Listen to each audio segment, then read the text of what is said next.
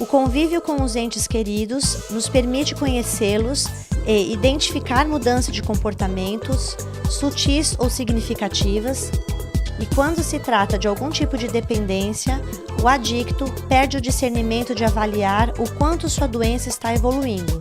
Por isso, cabe ao familiar e ao amigo o cuidado e a busca pela recuperação.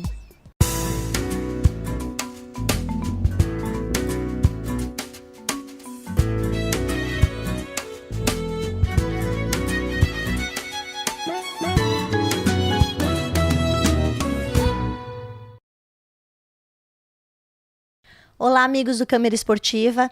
Estamos com mais um bloco de qualidade de vida e saúde e hoje nós vamos abordar um tema muito importante, muito sério, que é sobre drogas, como identificar, um dependente químico, a mudança de comportamento, como que o familiar identifica essa mudança. Está aqui ao meu lado a psicóloga Patrícia Zia. Ela é terapeuta atuante há 8 anos e coordena o grupo Amor Exigente, que é um grupo que busca qualidade de vida para os familiares e dependentes químicos. Tudo bem, Patrícia? Tudo bem, é um prazer estar com vocês hoje, me sinto lisonjeada e espero poder contribuir de alguma maneira para todos que estejam assistindo.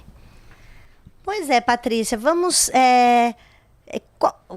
como que é o começo, desse tema que é muito importante? Infelizmente, a cada ano cresce no Brasil usuários de drogas de todos os tipos, né? Nós sabemos que tem drogas lícitas, drogas ilícitas. E infelizmente, é um problema que acomete o mundo inteiro e o Brasil não poderia ficar de fora, né? Há um crescimento aí anual de usuários de drogas. E quando que é o começo? Como que tudo começa? Hoje a gente percebe que as drogas elas são inseridas dentro das famílias muito cedo. Durante as festas familiares sempre tem a presença do álcool, né? Alguns familiares que fumam, são as drogas lícitas. E aí a gente começa a identificar que está havendo um problema se porventura aumenta o uso ou a frequência do uso dessa substância. Então vamos supor que antes a pessoa bebia uma latinha de cerveja e ficava num estado legal, ela precisa aumentar o uso dessa latinha de cerveja para ela se sentir mais à vontade, mais descontraída. Então, quando você percebe que está havendo um aumento contínuo de substâncias que antes eram feitas de maneiras recreativas, ocasionalmente, passa a ser habitual ou com uma quantidade excessiva. Os jovens, ultimamente, eles usam o consumo que a gente chama de binge. O que é o consumo de binge? Por conta das obrigações do dia, da semana, ele vai estudar, ele vai trabalhar, e aí sobra para ele o fim de semana. E ele começa a usar o álcool, por exemplo, na sexta-feira, e ele vai aumentando esse uso. Então, ele bebe na sexta, no sábado, no domingo, numa quantidade muito excessiva, o que acaba dando uma sobrecarga no organismo, né, trazendo algumas consequências bem sérias. Então, esse consumo é usado geralmente por binge pelos adolescentes, pelos jovens. Isso não distingue gênero, se é o homem ou se é a mulher, né? Hoje em dia as mulheres estão usando bebidas alcoólicas igual aos homens ou às vezes até em maior quantidade. E aí é possível identificar quando você vai percebendo que a pessoa vai tendo alterações comportamentais, vai tendo alguns prejuízos e ela não se importa. Passa a ser, não é prioridade, de repente, ela corresponder às expectativas profissionais ou escolares, e sim a parte que ela considera recreativa. Como você disse, geralmente começa com a parte recreativa, né? Numa balada, como eles falam, né? Num happy hour. E aí o corpo começa, acho que, a exigir cada vez mais quantidades, né? É aí que começa o perigo. É porque conforme a pessoa vai fazendo uso do álcool, que a gente está dando como exemplo, ela vai tendo uma tolerância. Então, como eu sou tolerante, eu preciso consumir muito mais, eu aumento o meu consumo para eu poder ter os mesmos efeitos que eu tinha inicialmente. Então, o risco está nessa tolerância, porque a pessoa vai se tornando mais tolerante e vai tendo a falsa ideia de controle. E aí começam as disputas, né? Com os homens tem muita disputa assim, quem é o que pode mais, o que aguenta mais. Então eles vão se tornando mais tolerantes a esse uso, aumentando assim o consumo e trazendo mais prejuízos sociais e também para a saúde da pessoa. Mesmo de maneira recreativa, já começa a ter prejuízos na saúde, prejuízos sociais, né? Muitos jovens acabam sendo mandados embora do emprego. Como você disse, eles abusam na sexta, no sábado e no domingo. Mas, de repente, começa a dar prejuízo durante a semana, que sexta, sábado e domingo passa a não ser o suficiente, né? Então, quais os principais prejuízos que começa já a ter? Primeiro, no aspecto familiar. Aquele familiar passa a ter um comportamento de embotamento afetivo. Então, ele fica sempre na defensiva. Se alguém vai falar alguma coisa sobre a droga de preferência dele, ele já vai achar ruim, já vai vir justificando. Então, ele já começa a ter um prejuízo familiar, né? Então, ele passa a não dar importância a alguns eventos familiares nos quais antes estava sempre presente, agora não faz mais questão, troca o dia pela noite. Profissionalmente, ele pode ter o prejuízo do absenteísmo, né, de não cumprir o horário, ou ainda uma baixa no rendimento dele na apresentação dos resultados. Os jovens têm prejuízos no aspecto escolar, né, nas disciplinas. As notas podem vir com um rendimento menor. Dependendo da situação, eles mudam o ciclo de amizades, porque eles vão andar com amizades que fazem também uso recreativo de alguma substância, porque eles vão ficar num grupo de iguais. E existem alguns casos que os prejuízos já se manifestam na saúde por conta desse consumo de binge. Tem muitos jovens que precisam serem hospitalizados para que obtenha o equilíbrio orgânico, né? Vai para o hospital porque acabou tomando um porre além do que o organismo dava conta. Então, esses são os prejuízos iniciais que a pessoa vem ter com o uso abusivo de álcool ou outras substâncias, né? Hoje a gente vê muitos debates dos jovens querendo tratar como algo muito simples e comum o uso da maconha. Mas a maconha, quando vai aumentando o uso, ela também vai trazendo alguns prejuízos de alterações na percepção. Ela pode começar a querer experienciar outras substâncias para verificar se ela vai obter o mesmo resultado que ela tem com a maconha. Então, assim, fala, é só maconha. Só que se essa só maconha começar a ter um uso abusivo, ela passa a ter alguns prejuízos significativos, principalmente de memória e atenção. Então, o primeiro impacto é familiar, geralmente, porque é o familiar que tem mais contato com aquele jovem, com aquela pessoa dentro de casa, né? E você já disse os sinais, né? Alguns sinais que a pessoa começa a apresentar, mudança de comportamento, mudança até de amizades, né? Porque, como você disse, os grupos de iguais, eles se identificam, né? E eu gostaria que você falasse, nesse foco familiar, o que fazer, né? O que a mãe, um pai que está observando esse tipo de comportamento, essa mudança de comportamento, o que o familiar pode fazer? A partir do momento que ela identifica que a pessoa ela está mudando as prioridades dela, né, aquilo que antes era considerado saudável deixa de ser importante, como o cuidado pessoal, por exemplo. O desleixo com a vestimenta é uma forma do familiar identificar que a pessoa está se largando por conta de outras prioridades, que seria o uso da substância de preferência. E aí na família gera vários impactos, né? O primeiro impacto vem da negação. Por exemplo, aquele pai que vai mexer na mochila do filho e cai ali, vai uma maconha. A negação dele faz com que ele acredite qualquer história que o filho venha a contar. Então ele pode dizer que é de um amigo que esqueceu lá, ou que ele só estava aguardando. E aquela negação é tão forte para a família de acreditar que o seu filho, que a sua filha, ou que o seu companheiro está usando alguma coisa, que ele vem com a negação e acaba aceitando qualquer justificativa que venha a ter. Num segundo momento, começa a pessoa a não manifestar o que ela pensa ou o que ela acha em relação ao uso do que o filho ou o familiar está fazendo. Então, começa a ter um desconforto familiar, mas é como se ninguém pudesse falar nada. A gente dá um exemplo no grupo, que é como se tivesse um elefante branco no meio da sala. A família está toda ali com aquele elefante no meio da sala, desconfortável, mas ninguém pode tocar no assunto. Com a falsa ideia de que não tocar no assunto, o problema vai se resolver por si só.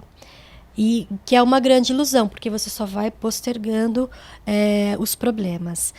Aí, num terceiro momento, começa a haver uma inversão de papéis. Então, o filho tem ali uma fatura de cartão e ele não pagou. Por conta dos juros, o pai vai lá, paga o cartão, né? Ou a mãe que faz o uso excessivo do álcool, vem uma filha mais velha que assume o papel dessa mãe e começa a cuidar dos irmãos. Ou um filho, né, que tenta tomar o lugar do pai, vai havendo uma inversão de papéis. A dinâmica da família vai ficando toda doente. E até chegar na exaustão emocional, que é quando acontece algumas rupturas dentro da família, afastamento de alguém da família. E aí, nesse momento de exaustão emocional, é onde o familiar busca uma ajuda, busca um auxílio. Porque até então, o sentimento de vergonha, ou às vezes até o sentimento de culpa por não ter identificado antes ou ter feito alguma coisa antes, são predominantes e acaba fazendo com que a pessoa às vezes não assuma que precisa de uma ajuda externa. E quando nós estamos inseridos no problema, na dificuldade, a gente não consegue, do nada, de repente, passar a ter resoluções diferenciadas. Por isso que você precisa buscar um auxílio fora, num grupo de iguais, né? Tem grupos de amor exigente, de Naranon, tem grupos de reuniões no CAPS mesmo, que trata das doenças. E aí, nesse momento que você vai lá, através das experiências, você vai se fortalecendo para verificar quais são os caminhos que você deve seguir. Porque quando a família chega nessa fase de exaustão, ela não precisa seguir nessa sequência que eu falei, sabe? A negação, depois a inversão de papéis, a exaustão. De repente vai acontecendo de formas diferenciadas. Mas a vergonha e a culpa é um sentimento predominante, independente da sequência que acontece com essas famílias, né? E no momento em que ela identifica que ela tem esse problema e que ela não está conseguindo resolvê-lo por si só, é o momento de levantar a mão e pedir ajuda externa, né? Se não consegue dividir com um outro membro da família, o ideal são os grupos mesmo, um terapeuta especializado na área que vai dar o norte de como essa família vai conduzir esse problema. Na sua experiência, né, vem pessoas que identificam algum tipo de problema financeiro, algum problema que ele não está conseguindo enfrentar, e aí sim começa o uso de drogas, fora essa parte recreativa, né? Ele está enfrentando, passando por algum problema de separação de alguma coisa, algum problema social, algum problema financeiro, e começa o uso de drogas. Isso é muito comum também? A gente sempre busca tentar identificar quais foram os motivos que impulsionaram a pessoa a fazer uso de alguma substância. Porque, de maneira geral, aqueles que nós chamamos de adictos, que são pessoas que têm uma dependência, ela precisou preencher um vazio emocional. E esse vazio emocional teve uma motivação. Uma perda de um emprego, a ruptura de um relacionamento, alguma dificuldade familiar, dificuldades financeiras. E aí a pessoa, para lidar com essa dificuldade, ela acredita que ficando fora do ar por algum tempo, né, ou fazendo uso de substâncias que vão ativar as áreas de prazer do cérebro dela, vai auxiliá-la a ter um enfrentamento. Os jovens, eles acabam utilizando, não só por questões de responsabilidades sociais que a pessoa porventura não está dando conta, como uma questão financeira ou um problema no trabalho, mas também para fazer parte de um grupo, porque às vezes a pessoa tem uma estima baixa e ela não se identifica com fazendo parte de nenhum grupo, de nenhuma tribo. E aí, para ela fazer parte de uma tribo, ela começa de repente a beber, ela começa a fumar, ela começa a experienciar algumas drogas que venham de repente ou mantê-la dentro de um contexto social ou suprir um vazio emocional. A pessoa que começa, né, com algum vício, com algum uso de substância exagerada, ela tem a condição, por exemplo, logo no início, de traçar metas. Olha, eu sei que ele tem esse tipo de consciência. Eu sei que eu estou bebendo muito. Então, em vez de eu beber hoje 3 copos, eu vou beber só 1. A partir de tal dia, eu vou traçar uma meta que eu vou diminuir isso. Ou os familiares que têm que tomar essa iniciativa? A pessoa, de maneira geral, ela tem a ideia do controle. E quando você acha que você tem o controle, você não tem muito discernimento de avaliar se você está exagerando ou não. Algumas pessoas, né, acho que mais na fase adulta, conseguem avaliar, eu estou exagerando nisso, eu tenho que rever. Mas às vezes, no contexto em que ela está inserida, ou os problemas que ela está enfrentando, as dificuldades, faz com que ela acabe deixando essa preocupação do uso abusivo fique em segundo plano. De maneira geral, quem identifica são as pessoas do convívio diário. Por isso que começam as dificuldades familiares, porque o familiar começa a pontuar a pessoa que está fazendo uso exageradamente da substância, ela não quer assumir, ela não reconhece, ela acredita que tem o controle, e aí começa as dificuldades das relações, justamente porque ela está perdendo o discernimento. Em alguns casos, né, dentro do grupo, nós identificamos que a pessoa chegou num estágio em que ela já está tendo tantos prejuízos que o ideal é uma internação. Que a família luta muito a chegar nessa atitude da internação. Só que no processo da internação é o momento em que a pessoa vai ficar longe por um tempo da droga de preferência, dos ciclos de amizade, e passados os 3 primeiros meses de desintoxicação, é o momento em que espera-se que ela venha a ter esse discernimento de que ela realmente já não tem mais o controle. É o que nós falamos no grupo do ONA, quando a pessoa se rende, que ela não pode nada perante a droga de preferência dela. Então, esse discernimento de que está fazendo uso abusivo nem sempre acontece. De maneira geral, é pontuado por aqueles do convívio diário. Ele necessita, então, de uma abstinência, de estar num lugar isolado, sem o uso, para poder começar a ter esse discernimento. Em alguns casos, sim. Em outros, porque senão a gente pode generalizar assim, que para todos ficarem num processo de recuperação, tem que passar pela internação, né? Mas, felizmente, alguns casos, a pessoa tem alguns prejuízos. Como uma ruptura de um relacionamento? A mulher fala pro companheiro que não vai ficar mais com ele nessa situação. Então, por si só, ele consegue, de repente, dar uma prioridade para aquela relação. Então, ele vai tentar adquirir novos hábitos, o que é muito difícil, porque ela precisa adotar novas rotinas, novos caminhos, novos amigos, né? Então, não só com a internação que a pessoa vai recuperar esse discernimento, às vezes com o prejuízo. Já ocorreu casos em que no ciclo de amizades, algum ali morreu de overdose, por exemplo, e aí aquele integrante daquele grupo se chocou com aquela situação e identificou que eles estavam passando da medida, e aí começou uma busca através de grupos de autoajuda ou uma terapia e ação medicamentosa para conseguir ficar livre desses hábitos que fazia uso contínuo da substância, né? Então, a internação a gente coloca mesmo como uma medida extrema, mas necessária. São os impactos, né? E já que você falou da internação, eu gostaria de que você explicasse. Eu sei que cada caso é um caso, né? Cada pessoa são diferentes.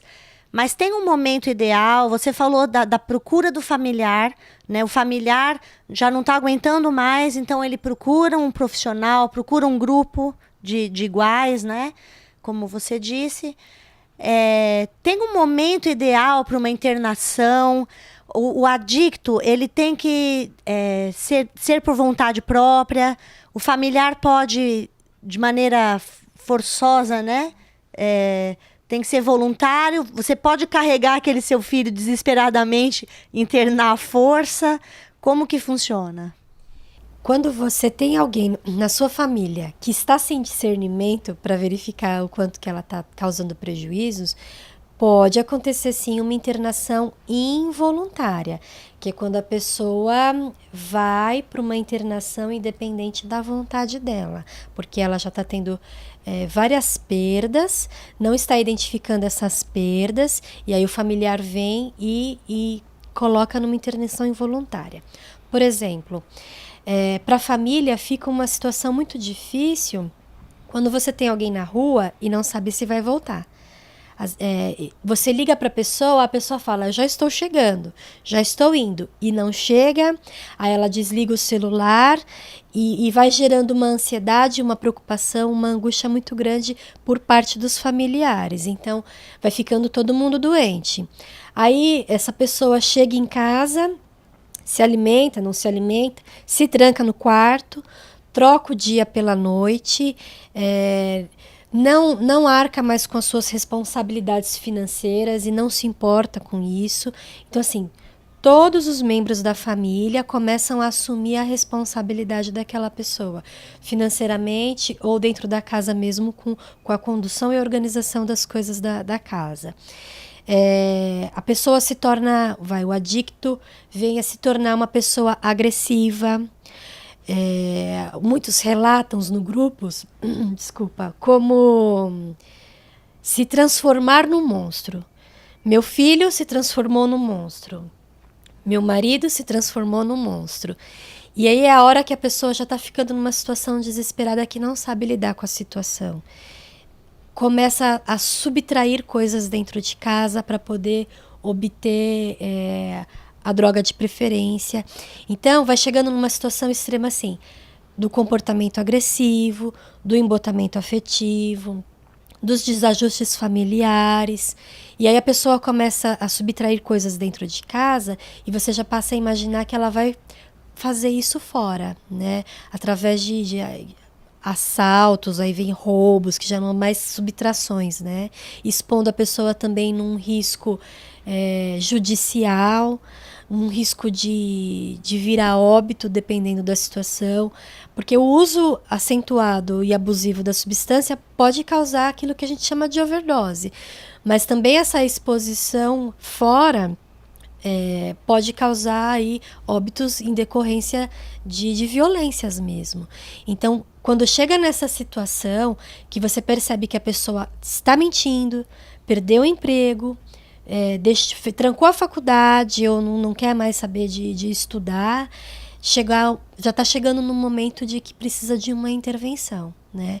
Tem sim a internação voluntária, que é quando a pessoa mesmo, dentro dos prejuízos dela da saúde ou dos prejuízos imediatos que ela vai estar tendo, ela reconhece que não está dando mais conta e ela levanta a mão e fala, preciso de ajuda. E quando a pessoa sinaliza, preciso de ajuda, imediatamente já busca uma internação. Não espera para o dia seguinte, porque no dia seguinte a doença vai falar mais alto. E aí ela não vai querer ir mais.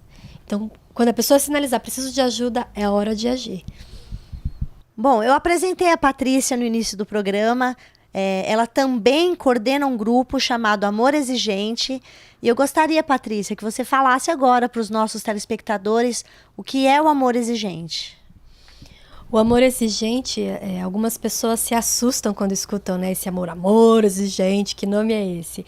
Mas ele nada mais é que um programa que auxilia as famílias a buscar um pouco mais de qualidade de vida. Quando tem esse enfrentamento da doença, da dependência, todos os familiares ficam desajustados, ficam em desequilíbrio. Então ele vai num grupo onde vai trabalhar 12 princípios. Esses princípios, cada mês, a gente vai focar numa situação, problema, como identificar, qual é a importância de gerar uma crise, porque quando você gera uma crise, você vai tirar a pessoa da zona de conforto, e a pessoa que está na doença, né? E aí, através dessa crise, você pode passar a ter resultados positivos. Com a troca de experiência que tem entre os participantes do grupo, você vai percebendo que não é só você que está passando por essa dificuldade. Porque quando você vem num grupo de ajuda mútua, você chega muito fragilizado, achando que só você está passando por aquela dor, por aquele problema. Então o grupo ele vem fortalecendo numa relação de iguais, onde vai havendo um fortalecimento mútuo. Então, nós trabalhamos com 12 princípios, buscando a qualidade de vida dos familiares e também do dependente químico. Ele pode participar das reuniões, a fala dele vai ajudar os outros familiares e a fala dos familiares também vai ajudá-lo a perceber os impactos que estão gerando na família. Então, o amor exigente tem como finalidade principal a qualidade de vida para essas famílias. Você falou que os adictos podem participar. Para quem é esse grupo? Para os pais, para os cônjuges, para os irmãos, para os filhos, para quem tiver interesse, porque o grupo ele serve não só como uma ajuda para a recuperação da dependência, mas também como um grupo de prevenção. Existem alguns grupos, como o Grupo Guarulhos, que tem na região do Taboão, que tem até o Amor Exigentinho, que é onde vão as crianças, que também já vai trabalhando a prevenção. Então, para todos aqueles que tenham interesse, a gente preza muito pela questão do sigilo. O que se fala fica lá, o que se ouve, ou quem se vê. Então, quando alguém tem curiosidade de saber como funciona o grupo, nós convidamos a pessoa para ir lá verificar como funciona.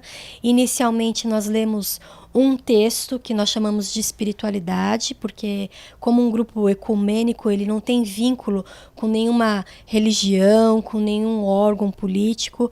Então, a gente lê uma espiritualidade, discute um pouco, faz uma reflexão sobre essa leitura, depois pega o material do amor exigente, a gente faz uma leitura do princípio do mês e na última parte nós iniciamos a partilha, que é o momento em que as pessoas vão, quem quiser, ninguém é obrigado a nada, a falar as dificuldades que elas estão enfrentando na família.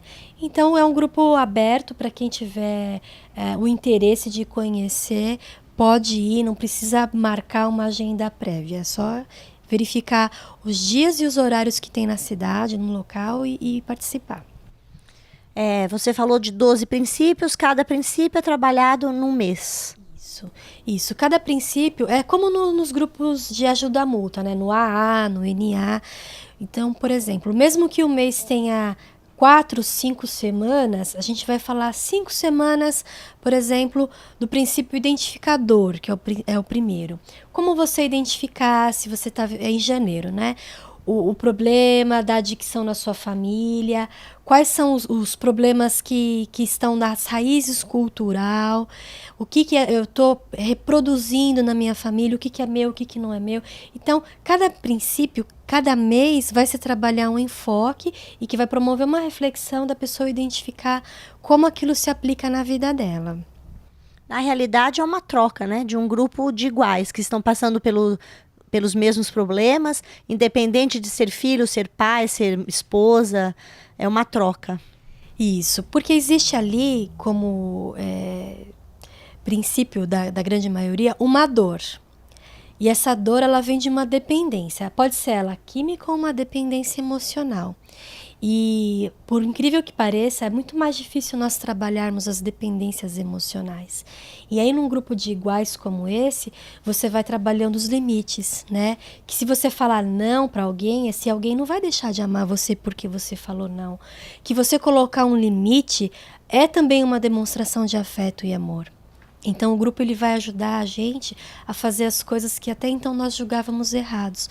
A gente sempre repete nas reuniões que nós temos que ter condutas diferentes para obter resultados diferentes. E através da troca de experiência e focado nos princípios que a gente consegue ter essas condutas diferenciadas.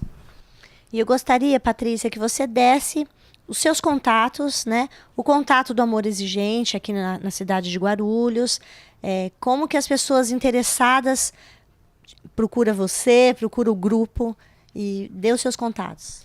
Para o grupo é interessante a pessoa entrar no site, que é www.amorexigente.org.br e aí ela .com, não tem BR, porque aí ela vai verificar quais são os grupos que tem na região dela. Aqui em Guarulhos nós temos 3 grupos, uma na terça, um na sexta-feira e um no sábado. E aí é interessante, através do site, a pessoa identificar qual é o local mais próximo. Os meus telefones de contato é 98173-7668 ou 99266-4156. Meu consultório fica no bairro Jardim Santa Francisca, que é localizado na rua Dr. Epitácio Pessoa, número 115. E quem, de repente, tem algumas dificuldades de se expressar e preferiu o e-mail, tem o pati, com i, _psicóloga@yahoo.com.br. Bom, eu vou te agradecer, né, por esse bate-papo gostoso, num assunto muito sério. Os seus esclarecimentos foram perfeitos, né? Os nossos telespectadores com certeza gostaram tanto quanto eu. Parabéns pelo seu trabalho também. E agora nós vamos lá no grupo do Amor Exigente, na parte prática, mostrar para vocês como é que funciona, né? Vocês que estão passando por essa dificuldade, por essa dor, como falou a Patrícia, né? Procure o grupo. Nós vamos mostrar um pouquinho da prática.